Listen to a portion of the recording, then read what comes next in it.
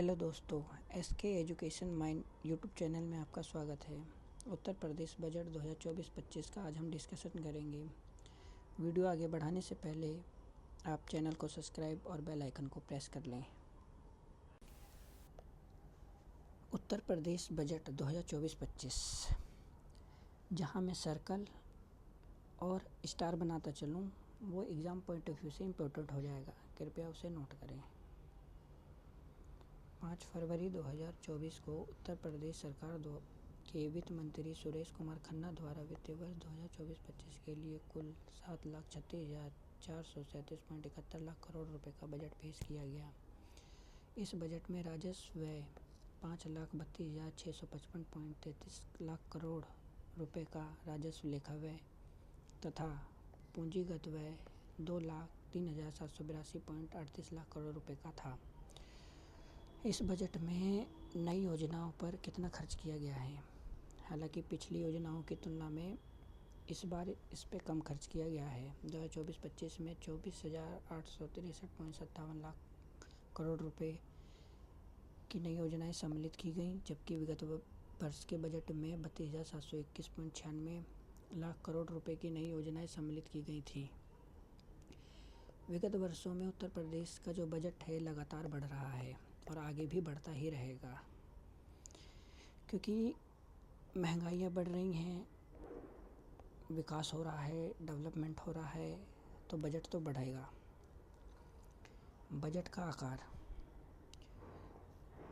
Total budget 7.36 lakh crore रुपए का है, जो वर्ष 2023-24 के सापेक्ष में 6.7% की वृद्धि को दिखाता है। राजस्व व्यय 5.33 लाख करोड़ रुपए का है, पूंजीगत व्यय 2.04 लाख करोड़ रुपए का है, पूंजीगत परिव्यय 1.55 लाख करोड़ रुपए का है। राजस्व व्यय 5.33 लाख करोड़ रुपए का है, जो कि अभी यहाँ बताया गया 5,32,655.33 लाख करोड़ रुपए का। वहीं पूंजीगत व्यय 2.04 लाख करोड़ रुपए का है, जो कि यहाँ भी बताया गया पूंजी व्यय 2,03,782.38 लाख करोड़ रुपए का बताया गया है। आगे देखते हैं इस बजट में और क्या क्या दिया गया है।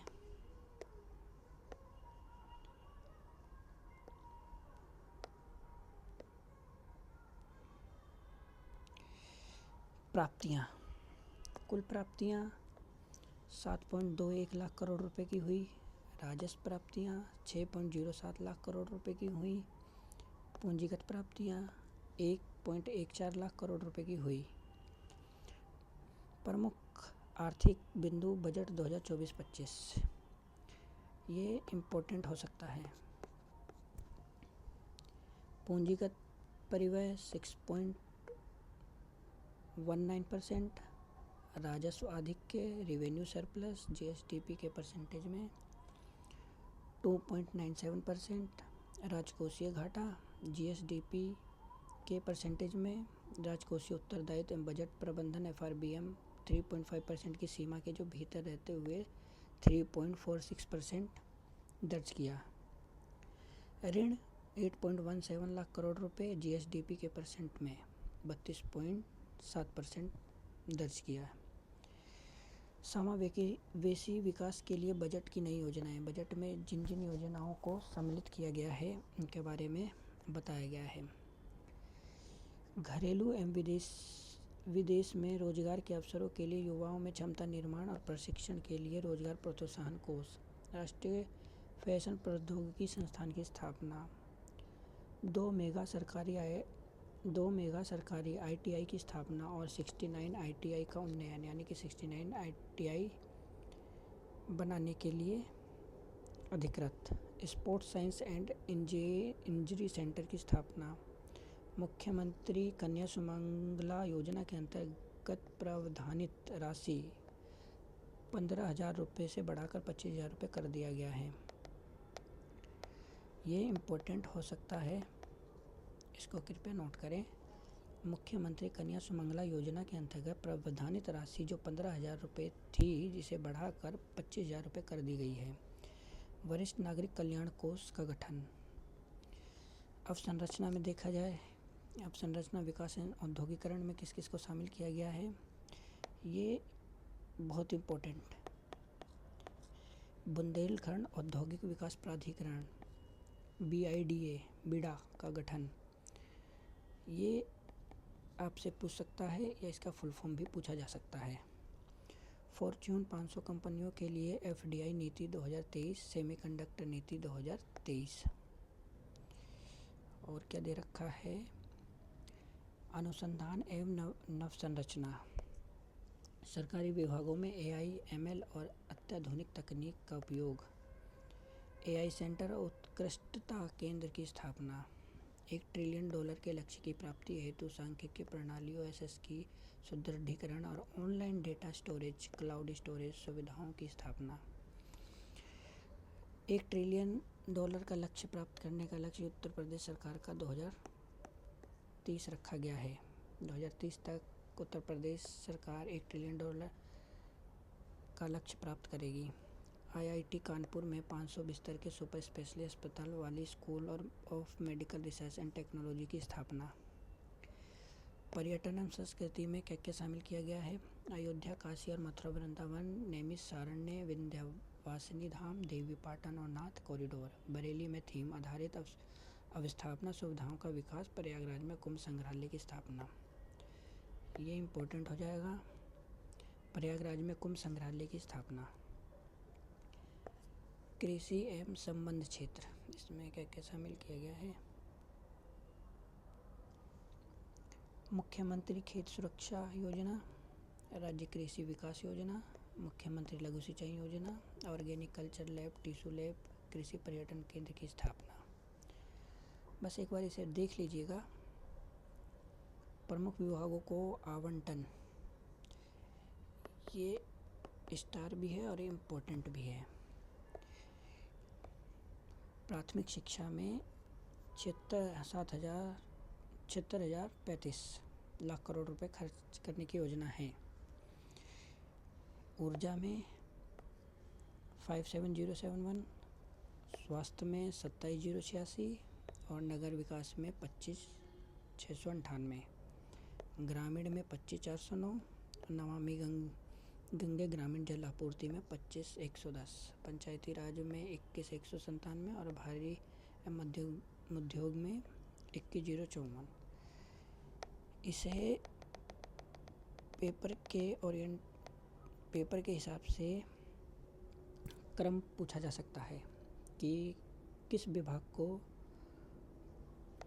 कितना बजट आवंटन किया गया है। और सबसे ज़्यादा आवंटन प्राथमिक शिक्षा यानी शिक्षा पे किया गया है, दूसरे पे ऊर्जा को किया गया है, तीसरे पे स्वास्थ्य को किया गया है, यानी 1 2 3। ये 3 को तो आप याद ही रखें। और हो सके तो पंचायती राज पे ध्यान रखें कि हाँ इस पे कितना खर्च किया गया है। तो इस पे 21,197 इस पे खर्च किया गया है। नमामि गंगे हो सके तो याद कर लें, 25,110 रुपये, 110 लाख करोड़ रुपए इस पे खर्च किया गया है। आगे देखते हैं निधि का प्रवाह, यानी कि बजट में पैसे कहाँ से आते हैं और कहाँ जाते हैं। तो बजट में रुपया आता यानी कि सरकार की आय कहाँ से होती है। सबसे ज़्यादा राज्य का अपना कर राजस्व, जिसमें 37.1% है। वहीं दूसरे पर केंद्रीय कर अंतरण, यानी केंद्र सरकार के कर में राज्य सरकार का हिस्सा 30%। तो पहले पे राज्य का अपना कर राजस्व, दूसरे पे केंद्रीय कर अंतरण, तीसरे पे सार्वजनिक ऋण प्राप्तियाँ, चौथे पे केंद्रीय अनुदान सहायता। तो इस पे ज़्यादा याद नहीं है आपको, पहला और दूसरा याद रखना चाहिए कि सरकार की आय किन किन स्रोतों से है। वहीं सरकार की आय जो है वो किन स्रोतों पे खर्च किया जाता है, किन साधनों पे खर्च किया जाता है। तो पूंजीगत व्यय पे किया जा रहा है, जो कि मेरे हिसाब से सबसे ज़्यादा यही है 1 नंबर। वहीं दूसरे पे वेतन और सरकारी कर्मचारियों को दिया गया आय है 12.8%, वेतन सहायता संस्थान कर्मचारी 11.7% और पेंशन 11.7%। तो 1 2 3 बस, ज़्यादा नहीं, मोटा मोटा और याद रखें वही काफ़ी है।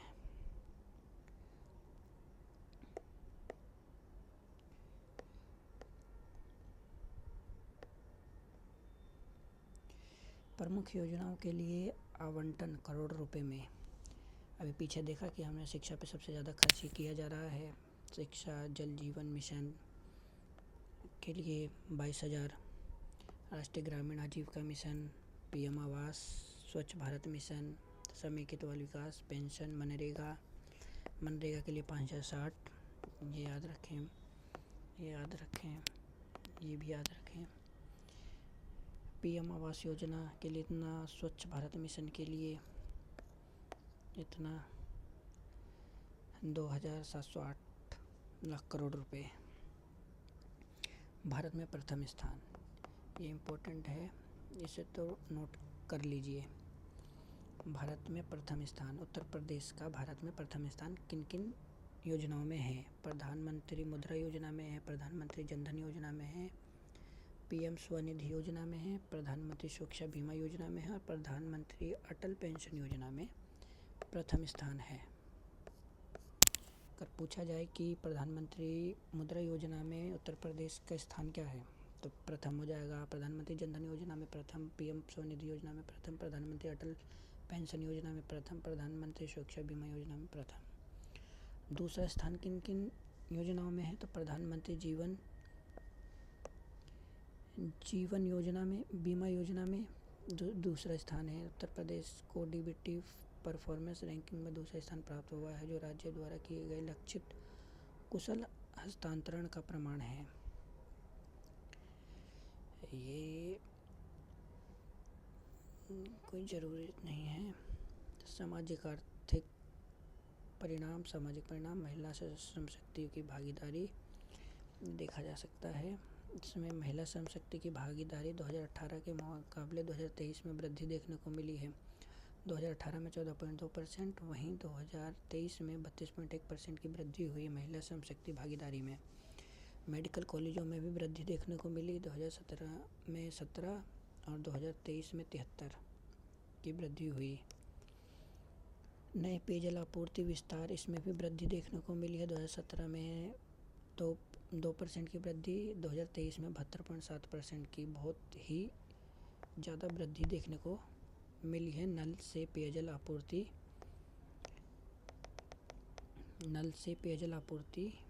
विस्तार, PMAY के अंतर्गत निर्मित आवास 2017 में 5.68 लाख, वर्ष 2023 में 47.82 लाख की वृद्धि देखने को मिली है।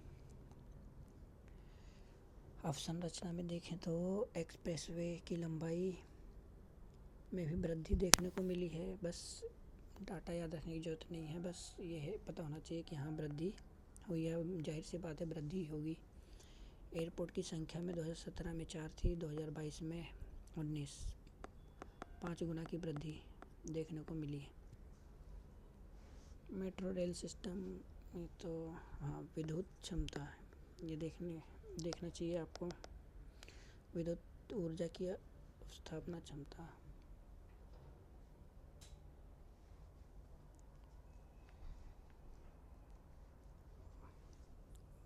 वर्ष 2017 में 23,662 और वर्ष 2023 में 29,912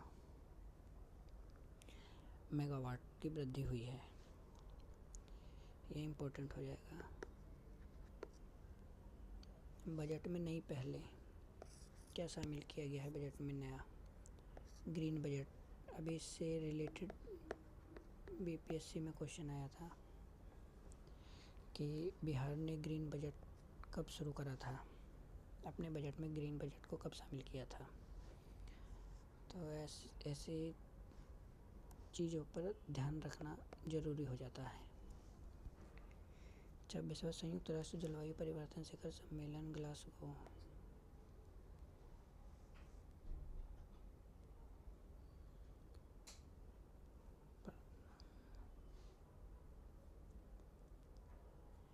प्रधानमंत्री द्वारा पंचामृत कार्यकलाप के लिए भारत की प्रतिबद्धता का संकल्प। बजटीय अनुमान की ग्रीन टैगिंग करने वाला भारत का पहला राज्य। सकल राज्य घरेलू उत्पाद जीएसडीपी के प्रतिशत के रूप में संकेत। कर राजस्व बस ये ध्यान रखिए, राज्य का स्वयं का कर राजस्व 10.8%, 2025 में 10.7%, 2026-27 में 10.7%, 2027-28 में 10.7%। राजकोषीय घाटा 3.46%, 2.97%, 2025-26, 2026-27 में 2.75%, 2027-28 में 2.77%। भारतीय अर्थव्यवस्था और एक समीक्षा। इसे भी ये हालांकि उत्तर प्रदेश के बजट से अलग है, ये भारतीय संघीय बजट के परिप्रेक्ष्य में इसे बताया गया है, फिर भी इसे हम देख लेते हैं। जनवरी 2024 में वित्त मंत्रालय भारत सरकार के आर्थिक कार्य विभाग द्वारा भारतीय अर्थव्यवस्था एक समीक्षा दी इंडियन इकोनॉमिक रिव्यू रिपोर्ट जारी की गई। रिपोर्ट के अनुसार ये संभावना है कि देश की अर्थव्यवस्था वित्त वर्ष 2024 7% उससे अधिक की वृद्धि दर्ज करेगी। ये संभावनाएं बताई जा रही है कि the Indian economics review report जारी की गई, जिस रिपोर्ट के अनुसार 2024 में देश की अर्थव्यवस्था की वित्तीय स्थिति के बारे में 2024 में 7% या उससे अधिक की वृद्धि दर्ज करने की अनुमान बताया जा रहा है। वित्त वर्ष 2025 में भी वास्तविक वृद्धि दर 7% रह सकती है। यदि वित्त वर्ष 2025 फाइनेंशियल ईयर 2025 के लिए ये पूर्वानुमान सही साबित होता है तो महामारी के बाद लगातार चौथा वर्ष होगा जब भारतीय अर्थव्यवस्था की वृद्धि दर 7% या उससे अधिक रहेगी। विगत 10 वर्षों में भारत विश्व की 10वीं सबसे बड़ी अर्थव्यवस्था से विश्व की 5वीं सबसे बड़ी अर्थव्यवस्था बन गया है। ये कितनी गौरव की बात है कि विगत 10 वर्षों में भारत विश्व की 10वीं सबसे बड़ी अर्थव्यवस्था से विश्व की 5वीं सबसे बड़ी अर्थव्यवस्था बन जाएगा, और विगत कुछ वर्षों में ये थर्ड लार्जेस्ट इकोनॉमिक्स वाली अर्थव्यवस्था बन जाएगा। वर्ष 2014 से 24 की अवधि में कई संरचनात्मक सुधार अपनाए जाने के कारण भारत G20 अर्थव्यवस्थाओं में सबसे तेजी से बढ़ती अर्थव्यवस्था के रूप में उभरा है।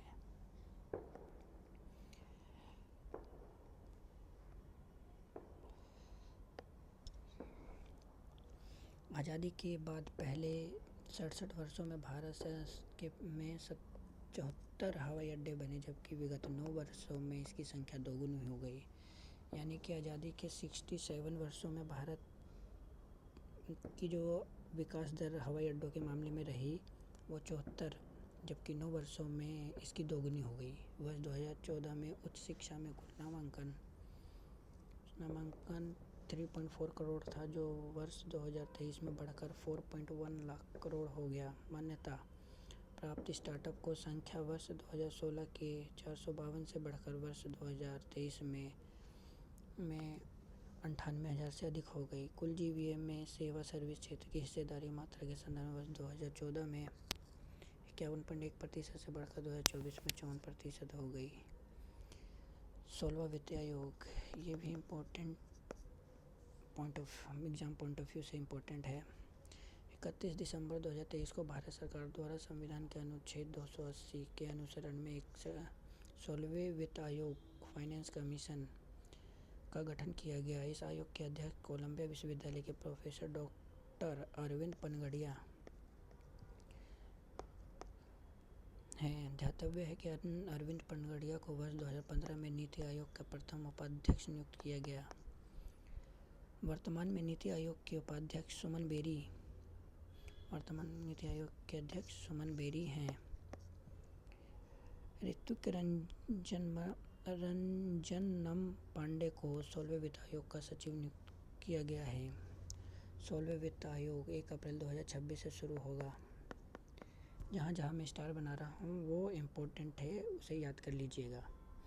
से शुरू होने वाले 5 वर्षों की अवधि की आच्छादित कवरिंग करते हुए 31 अक्टूबर 2025 तक अपनी रिपोर्ट उपलब्ध कराएगा।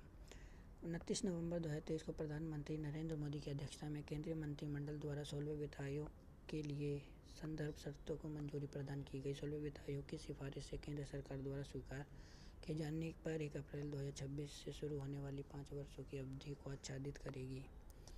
आयोग के 4 सदस्य अजय नारायण झा, एनी जॉर्ज मैथ्यू, मनोज पांड्या, डॉक्टर सौम्या कांति घोष। ये अंशकालिक हैं, ये पूर्णकालिक है, ये पूर्णकालिक हैं, ये पूर्णकालिक हैं।